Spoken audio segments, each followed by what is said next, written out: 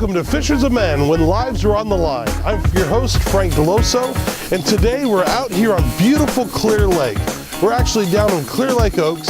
It's snowing all here, so today we're actually taking our show off the water and over to the Schumacher place, where Kevin Schumacher, our guest today, is going to show us how he does fish. So kick back, relax, and join us for this time.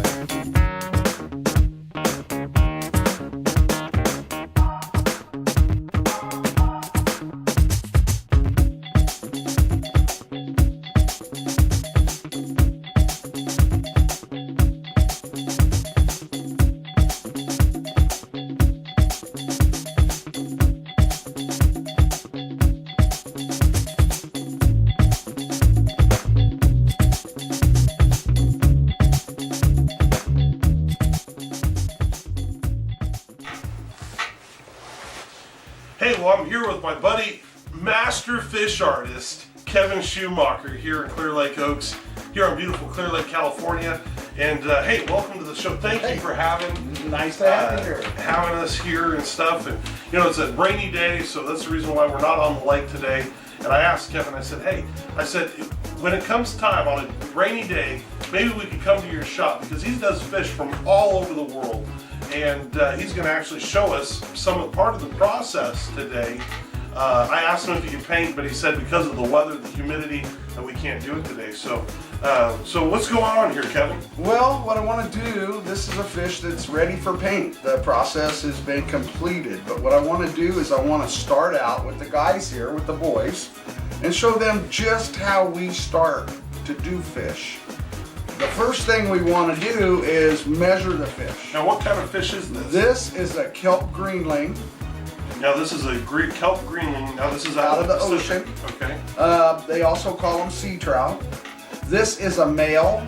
The gentleman I'm doing this for is, I'm doing a male and a female, which I'll show you both of them later. I want to use this as just to show you how we start the whole process. Okay, so we're pretending this is a live fish. live This is fish. a dead fish that somebody wants now. Okay, all right. Okay, so what we do is we measure the fish, length and girth, Okay.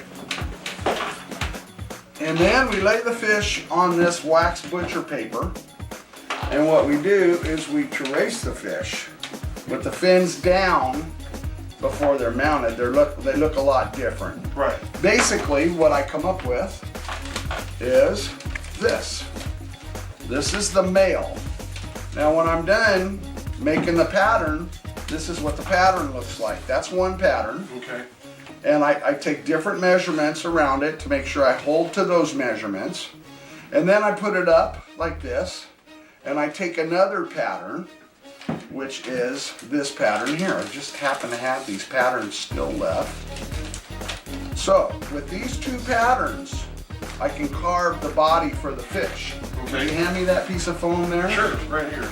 And the way I do that, Let's take you let's take a look at this you fish right see here. the curved part. Well, we'll see the fish here pretty Okay. quick. You see the curved part of this foam from Right. where I cut the original body. Now, what I do is you have to lay this pattern on here Okay. and pin it. Pin it. This foam doesn't really cover it, but to give you an idea what we do here, we cut this pattern first.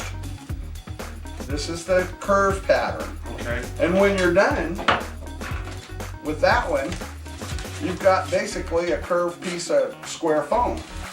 So with that being done, then you take the other pattern and you put it on the foam, and that gives you your front view. All right. So you cut those two out. And with those two patterns being cut out, then you carve the body down to the measurements that are on the patterns. And see the measurements. So with the fish sitting in front of me, I will carve the body using a knife, carve the foam, and then when I get close to the right dimensions, then I take the sandpaper and sand the foam smooth. Okay. So that's a special kind of sandpaper there. That's This is actually sheetrock. Oh, is it? For doing sheetrock. Oh, okay. For doing mud work. Right. And it takes the foam down real quick, as you can see here. it takes it down pretty fast and gets it nice and smooth, so you've got a nice body for your fish. Okay, once that's done, looking at the fish, I'm carving the body so I can see how much has to be taken off from corner to corner. Now, when Side you to bottom. Okay, from side to bottom. Okay. And well, if you looked at the body, it would be square. Right. You know, it'd have square corners. Okay. So by looking at the fish in front of me, I can tell approximately how much I have to take off of each corner to get the squareness of the body, to get the roundness of the body that it needs. Once that's done, then I can skin the fish. And what I do is I turn the fish over. Let me get another fish here. Okay. And give you an idea what we're doing.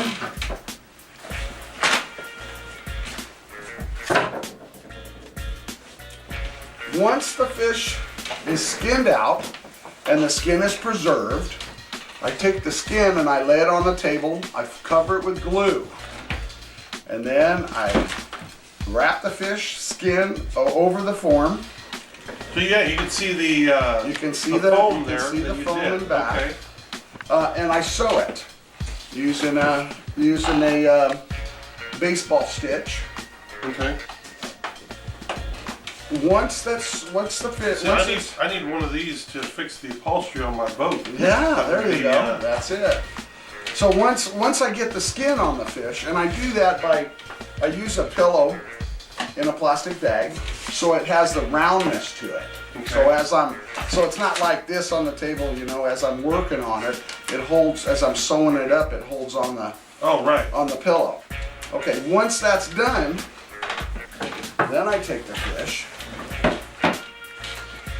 and I place it on a board with a couple of nails.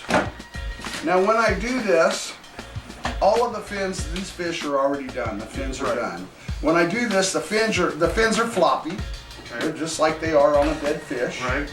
And what I have to do is, Marcia, would you hand me some cardboard around the other side? There's a bucket there with cardboard See, we got underneath. people working behind the scenes. Yeah. So, once I've got the fish up here and the fins are all flopping over, I take cardboard and I take a needle, a pin, and I stretch out the fin and hold it in place with the pins. Okay. And then I trace that fin like so, and I cut that out. Once I've got that fin traced on the cardboard, I cut it out.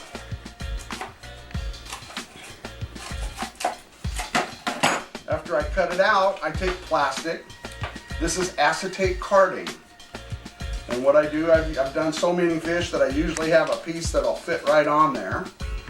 And then I trim it. I trim it to match the cardboard. And when that's done, I stretch the fin back out.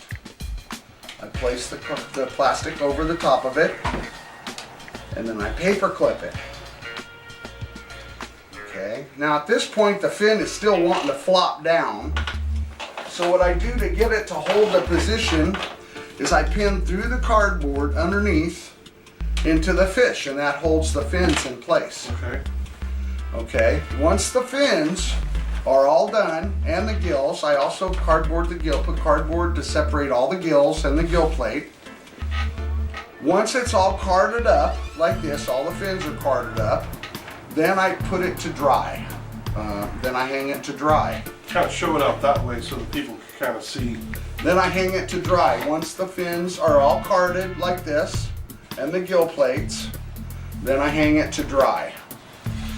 Now, this is the fish that these patterns came from. So we'll go with this fish. Now, what we do first, once we take the cardboard off of all the fins are very, very delicate and very brittle. So what we do then is we apply a coat of flexible fin glue.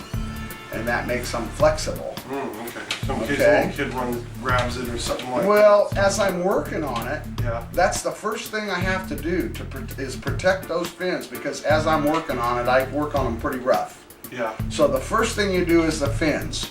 Once you put one coat of fin glue on, then, depending on the fish, you use tape. I use tape, flexible fin tape, and put on the back.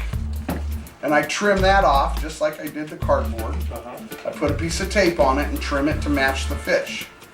Some fins have damage, and at this point, I can fill in the damaged areas, and then it gets another coat of fin glue. Most ocean fish have these points on their fins. I've noticed that every time I go fishing out in the Pacific, you're always catching fish that have all those points on them. Oh yeah, and you want to preserve that. Now, if I was to just put plastic on it like the tail's usually a little more solid for the boost. Now on ocean fish, since I'm not taping all the fins, I have to put 3 coats. Normally, I'll put a coat on and then I'll tape the fins like on freshwater fish, and then I'll put another coat of glue on, flexible fin glue. On ocean fish, since I'm keeping the fins mostly original so people can see the detail in them, I'll put a 3rd coat of glue on, which we're gonna do. I'm gonna let the guys do Oh, it. okay. We're gonna put a 3rd coat on these fish. And what that does is, a fish's fins have a lot of fat in them. And when you preserve the fish, the fat goes bye-bye. And the fins are real thin and woody looking. And by putting a 3rd coat of glue on it, it's adding the fat back to the fins to make them look more natural. So that's what we're gonna do next. Okay. So what got you into this right here? I know that you have a ministry here, and what got you into this? Well, when we first moved to Lake County and bought the resort, I needed something to supplement my income. There wasn't enough carpentry and masonry out there to make a living at.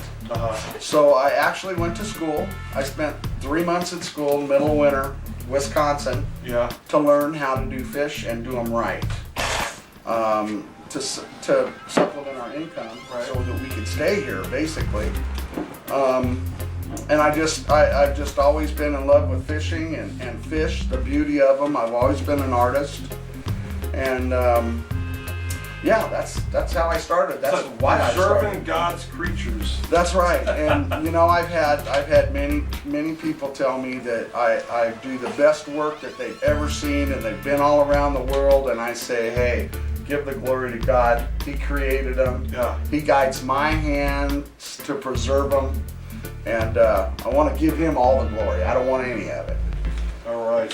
So anyway, if we'll step into the other room here, we can put another coat of glue on these fish. Okay, guys, here we are. This is a vermilion. This is a big, huge redfish. A vermilion, is that after a gazillion? Yeah. All right. Yeah. That's A vermilion is commonly sold as red snapper. Oh, okay. Any red rockfish, they try and pass it off as red snapper, unless it's a classy. Now, one thing I Fish heard store. about red snapper is that there's not an actual fish called red snapper. There is. Well, no, there's not.